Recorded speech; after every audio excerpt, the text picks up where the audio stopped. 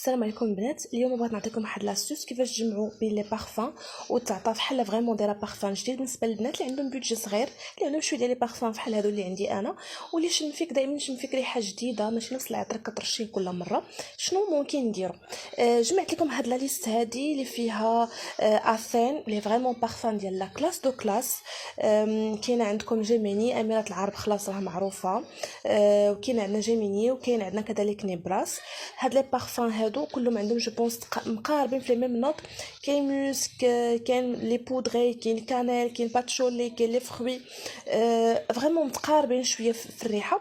وكاين حتى هادو ديال الرحاب، سورتو هاد سوفت وتشوكو موسك فريمون واعرين، والثبات ديالهم حتى متقارب لي بارفان ديال لاطافو ميزون الهامبرا. كيبقى فريمون تما واحد المده طويله في الحوايج ديالنا، فريمون شي حاجه فاش كتدمجوهم مع بعضياتهم كيعطي فريمون واحد الريحه اللي مختلفه تماما. حتى هاد لي بارفان هاد لي دوب هادو، بالنسبه للنبراس نسيت ما تكلمت لكمش عليها، حتى هي قريبه ليهم. كاين كانيل موسك، كاين شويه ديال الفروي، فريمون هي سكري بزاف.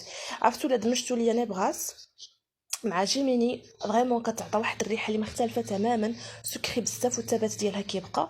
بغيتو تكون شويه خفيفه كتخلطوا نبراس مع اثين، حتى هي كتعطي واحد الريحه اللي هي زويونه.